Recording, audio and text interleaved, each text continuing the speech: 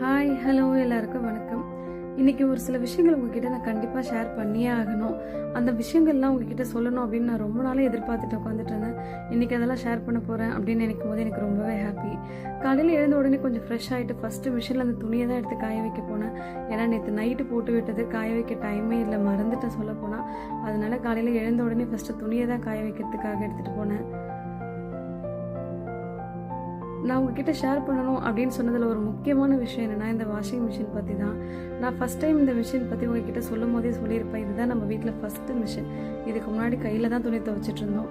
நம்ம வீட்டில் washing machine அப்படின்னா இதுதான் ஃபஸ்ட் ஒன். ஸோ இந்த மிஷின் வாங்கின புதுசில் எனக்கு ரொம்பவே பயமாக இருந்துச்சு. இந்த மிஷின் ஓடும்போது, மிஷின் ஓடுது அப்படிங்கிறதே மைண்டில் இருக்காது.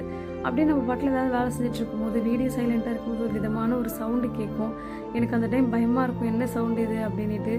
குறிப்பாக சொல்ல போனால் இந்த ஜுமான்ஜி படத்தில் வந்து இந்த ட்ரம்ஸ் அடிக்கிற மாதிரி டம் டம் டம்னு ஒரு சவுண்டு கேட்கும் பார்த்தீங்களா, அந்த மாதிரி சம்டைம்ஸில் கேட்கும். நான் ரொம்பவே பயந்துருக்கேன். சம்டைம்ஸ் இந்த மாதிரி பயமாக இருக்கேன்னுட்டு ஃபோன் பண்ணிலாம் வீட்டில் யாரோ இருக்காங்க போல் அப்படின்ற மாதிரிலாம் சொல்லியிருந்திருக்கேன். எனக்கு சில சமயத்தில் பயமாக இருக்கும் அப்படின்றதுக்காக வீட்டில் நான் தனியாக இருக்கும்போது மோஸ்ட்டாக கதவை லாக் பண்ணி தான் வச்சுருப்பேன். நம்ம துணி போடுறோம் அப்படின்னும் போது கண்டிப்பாக ஈவினிங் டைமில் தான் வேலை எல்லாத்தையும் முடிச்சுட்டு வந்து தான் போடுவேனே. ஸோ அந்த டைமில் யாரும் இல்லை அப்படின்னும் போது எனக்கு ஒரு விதமான பயமாக இருக்கும். அந்த மாதிரி இந்த வாஷிங் மிஷினால் ரொம்பவே நான் பயந்துருக்கேன். இன்னமுமே அது பழகலை. சம்டைம்ஸ் பயம் இருக்குதான், இருந்தாலும் போக போக பழகிடும் அப்படின்ற மாதிரி இருக்குது. நேற்று நைட் ரொம்ப டயர்ட் ஆகிடுச்சின்ட்டு அடுப்புலாம் க்ளீன் பண்ணவே இல்லை, அப்படியே விட்டாச்சு. சரி மார்னிங் எழுந்து பொறுமையாக பண்ணிக்கலாம் அப்படின்ட்டு. ஸோ மேலே துணியை காய வச்சுட்டு வந்து சமைக்கிறதுக்கு முன்னாடி அடுப்பு ஒரு டைம் க்ளீன் பண்ணி முடிச்சிட்டேன். நைட் டைமில் எவ்வளோ டயர்டாக இருந்தாலும் பரவாயில்லன்னுட்டு ஒரு சில வேலைகள் எல்லாத்தையும் முடிச்சு வச்சுருதில்ல.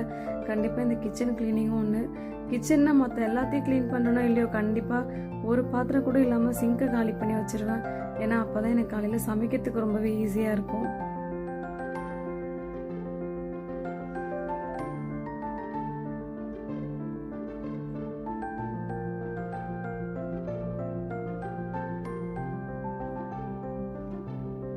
ஃபஸ்ட் டைம் நம்ம வீட்டில் சிலிண்டர் வாங்கும்போது பாப்பா வந்து ரொம்ப சின்ன குழந்தை. அதுக்கு முன்னாடி வரைக்கும் அடுப்பில் ஸ்டவ்வில் தான் வந்து சமைச்சிட்டு இருந்தது. அதுக்கப்புறமேட்டுக்கா நம்மக்கிட்ட இந்த சிலிண்டர் வாங்கிட்டதுக்கப்புறம் இது போடும்போது அந்த அண்ணன் வந்து நமக்கு கற்றுலாம் கொடுத்துட்டு போயிட்டார், இப்படியெல்லாம் தான் இது போடணும் அப்படின்ட்டு. ஒரு சில சமயத்துக்கு அப்புறம் நம்மளே இதை பழகிக்கலாம் அப்படின்ற மாதிரி போடும்போது ஃபஸ்ட் டைம் நான் இதை போடுறேன். தம்பி வந்து பாப்பா ரொம்ப குட்டி குழந்தை, இன்னும் ஒரு 8 மாதம் அந்த மாதிரி இருக்கும். நான் சிலிண்டர் ஓப்பன் பண்ணி போட்டுக்கிட்டே இருந்தேன். தம்பி அடைய நின்று பார்த்துக்கிட்டே இருந்தான். அதை ஓப்பன் பண்ணி போட போகிறோன்னு தெரிஞ்ச உடனே அவனுக்கு என்ன புரிஞ்சுதுன்னு தெரியல, பாப்பாவை தூக்கிட்டு போய் பால்கனியில் நின்றுக்கிட்டான். எனக்கு ஒன்றும் புரியல, என்னடான்னு சொல்லி கேட்குறம்மா, சிலிண்டர் வெடிச்சிருச்சுன்னா என்ன பண்ணுறது அப்படின்னு சொல்லி கேட்டான். அவனுமே ரொம்ப சின்ன பையன் தான், அப்போ 4 வயசு அந்த மாதிரி தான் இருக்கும். ஸோ அந்த வயசுலேயே அவனுக்கு சிலிண்டர் வெடிச்சிரும், ஸோ பாப்பாவை தூக்கிட்டு வெளியில் போயிடணும் அப்படின்ற அளவுக்கு தோணிருக்கு பாரு, நினச்சி சந்தோஷப்பட்டேன். இன்னொரு பக்கம் அம்மா உள்ளே இருக்காங்களே, அவங்களுக்கு என்ன ஆனாலும் பரவாயில்ல அப்படின்ற மாதிரி நினச்சிட்டானோன்னு நினச்சி கஷ்டமும் பட்டேன். என்னடா இது, உனக்கு அம்மா மேலே அக்கறை இல்லையா, பாப்பா மேலே தான் அக்கறையா அப்படின்ட்டு. இந்த ஒரு இன்சிடெண்ட் எனக்கு ஒரு டைம் நான் சிலிண்டர் வந்து ஆஃப் பண்ணி ஆன் பண்ணும் போதோ இல்லை காலி ஆகிடுச்சின்னு புதுசு போடும் போதோ எனக்கு ஞாபகம் வரும். நான் ஒரு டைம் தம்பிக்கிட்ட சொல்லிகிட்டே இருப்பேன், அப்பயே நான் செத்தாலும் பரவாயில்லன்னு ஒரு தங்கச்சியை மட்டும் தூக்கிட்டு போனேன்ல நீ அப்படின்ட்டு.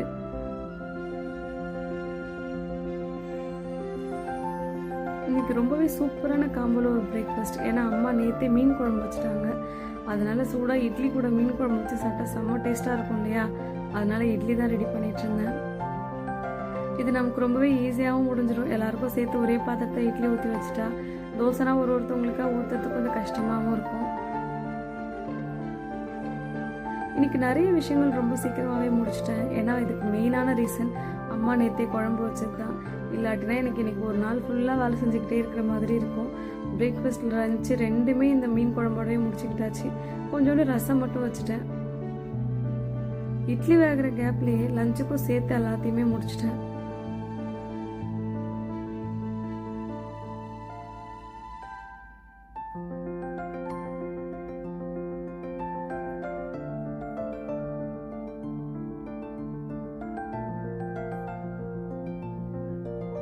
இந்த சாம்பிராணி வைக்கிற இந்த பாக்ஸ் வந்து தஞ்சாவூர்லேருந்து வாங்கிட்டு வந்தது. இனி வரைக்கும் இதில் ப்ராப்பராக நான் பண்ணதே கிடையாது. எப்பப்பெல்லாம் டைம் கிடைக்குதோ அப்பப்பெல்லாம் பண்ணுவேன். அது எப்படி இருக்குது, எப்படி அந்த மாதிரி புகை வருதுன்றதெல்லாம் அது நம்ம எதுக்காக வாங்கணும், இதை அழகாக பொறுமையாக வச்சு ஒரு பீஸ்ஃபுல்லான ஒரு மைண்ட் செட்டில் அதை வந்து ஃபீல் பண்ணணும், அதை மைண்ட் பண்ணி அதை ஃபீல் பண்ணணும் அப்படின்ற ஒரு மைண்ட் செட்டில் தான் அதை வாங்கினேன். ரொம்ப நாள் ஆசைப்பட்டு வாங்கினேன். ஆனால் இனி வரைக்கும் அதை அந்த மாதிரி பார்த்ததே கிடையாது. வேலை அவசரத்தில் அப்படி ஏற்றி வச்சோமா அவ்வளோதான், முடிஞ்சிச்சு. அதுக்கப்புறம் அது முடிஞ்சிச்சா இல்லையான்னு கூட நான் நோட் பண்ணவே மாட்டேன். இன்றைக்கி அதனால் கிச்சன்கிட்டே வச்சுக்கிட்டேன். எப்பப்பெல்லாம் இந்த பக்கம் திரும்புகிறனோ அப்பப்பெல்லாம் அது கண்ணில் பட்டுக்கிட்டே இருந்துச்சு. இன்றைக்கி தக்காளி ரசம் தான் பண்ணேன். தக்காளி ரசம் அப்பாவுக்கும் பாப்பாவுக்கும் ரொம்பவே பிடிக்கும். அப்பா காரமே இல்லாமல் மீன் குழம்பு வேணும்னு கேட்டார். ஆனால் அம்மா காரமாக தான் வச்சாங்க. ஏன்னா காரமாக வச்சா தான் எல்லோரும் சாப்பிட முடியும் இல்லையா? அதனால் அப்பாவுக்கு மட்டும் தக்காளி ரசம் காரமே இல்லாமல் வச்சுக்கிட்டேன். ரசத்துக்கு கையால் கரைக்கிறத விட நான் மோஸ்ட்டாக தக்காளி இந்த மாதிரி ஜார்லேயே போட்டு ஒரு பல்ஸ் விட்டு வச்சுருவேன். மற்ற ரசத்தை விட இந்த தக்காளி ரசம் மட்டும் சீக்கிரமாகவே ஒரு மாதிரி கெட்டுப்போன வாசனை வந்துடும். அதுக்கு காரணம் அதில் தக்காளி நம்ம ஜாஸ்தி சேர்க்கறதுனால தான். அதனால தக்காளி சேர்க்கும் போது இந்த மாதிரி இதை முன்னாடியே எண்ணெயில் போட்டு வதக்கி ஒரு நல்ல கொதிச்சு அந்த பச்சை வாசனை போயிட்டதுக்கு அப்புறமேட்டுக்கா நம்ம ரசம் கூட்டி விட்டோம்னா கொஞ்சம் அது கெட்டு போகாது, ரொம்ப நல்லாவே இருக்கும். இது எனக்கு தெரிஞ்ச ஒரு விஷயம், நான் இப்படி தான் பண்ணுவேன்.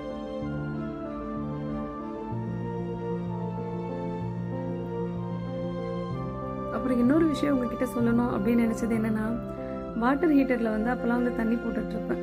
பசங்க வந்து ரொம்ப சின்ன பசங்க. ஸோ அவங்க கையில் அது படக்கூடாது அப்படின்றதுக்காக சிங்க்கில் எந்த வேலையும் இல்லாத மாதிரி சிங்க்குள்ளாருக்கே வந்து பாத்திரத்தை வச்சு அதுக்குள்ளாருக்கே வந்து வாட்டர் ஹீட்டரையும் வச்சிருவேன். ஏன்னா 2 பேருமே ரொம்ப சின்ன பசங்க. பாப்பா தவழற வயசு, தம்பி ஒரு 4 வயசுக்குள்ளே, 3லேருந்து 4 வயசுக்குள்ளே.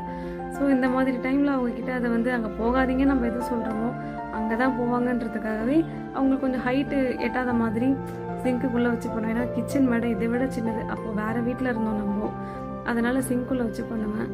அந்த டைம் என்ன பண்ணேன்னா, தண்ணி வந்து வேணும் அப்படின்றதுக்காக ஸ்விட்சை ஆஃப் பண்ணனா இல்லையான்றது எனக்கு ஞாபகம் இல்லை. எனக்கு தெரிஞ்சு கண்டிப்பாக ஆஃப் பண்ணியிருப்பேன். ஆஃப் பண்ணி தண்ணியை எடுத்துகிட்டு கிளம்பி முடிச்சுட்டு வெளியில் போயிட்டோம். அதுக்கப்புறமேட்டுக்கா ரொம்ப நேரம் கழித்து வீட்டுக்குள்ளேருந்து ஏதோ பொசுங்கிற ஸ்மெல் வருது அப்படின்ட்டு தங்கச்சி போய் பார்த்துருக்கா. சிங்க்கு ஃபுல்லாக அப்படின்னால ஃபுல் ரெட் கலரில் அது ரொம்ப ஹீட் ஆகிட்டு, சிங்க்கு ஃபுல்லுமே அவ்வளோ ஹீட் ஆகிட்டு ரெட் கலரில் மாறிடுச்சான். உடனே மெயின் ஆஃப் பண்ணி விட்டுட்டாங்களாம். எங்களுக்கு இது தெரியாது. அதுக்கப்புறம் வெளியில் போயிட்டு வந்துட்டதுக்கு அப்புறம் தான் பார்த்தா தெருவே நின்று சொல்கிறாங்க, என்ன இந்த மாதிரி பண்ணிவிட்டு அப்படியே விட்டுட்டு போயிட்டு அப்படின்ட்டு. எனக்கு ஒன்றுமே புரியல. அதை நம்ம ஸ்விட்சை ஆஃப் பண்ணாமல் வச்சுருந்தோன்னா நம்ம தண்ணி எடுத்துகிட்டு போய் பசங்களை குளிப்பாட்டி கிளப்பி அதுக்கப்புறமேட்டுக்கா நம்ம வெளியில் போகிற வரைக்குமா அது நம்மளுக்கு தெரியாமல் இருந்திருக்கும் அப்படின்ற மாதிரி எனக்கு ஒன்றுமே புரியல. இவ்வளோ டைம் கழிச்சா அது எப்படி ஆன் ஆகிருக்கும் அப்படின்ட்டு. அது ஒரு பெரிய மர்மமாகவே தான் இருக்குது. ஆனால் இருந்தாலும் அந்த ஒரு இன்சிடெண்ட் என்னால் மறக்கவே முடியாது. இந்த மாதிரி நிறைய சம்பவங்கள்லாம் பண்ணியிருக்கேன். கண்டிப்பாக அதெல்லாம் அப்புறம் ஷேர் பண்ணுறேன். காலையில் பிரேக்ஃபாஸ்ட் சாப்பிட்டு முடிச்சுட்டு அம்மா அப்பாவுக்கும் எல்லாத்தையும் பேக் பண்ணி கொடுத்து அனுப்பியாச்சு. இதோட லஞ்ச் பிரேக்ஃபாஸ்ட் எல்லா வேலையும் முடிச்சிச்சு.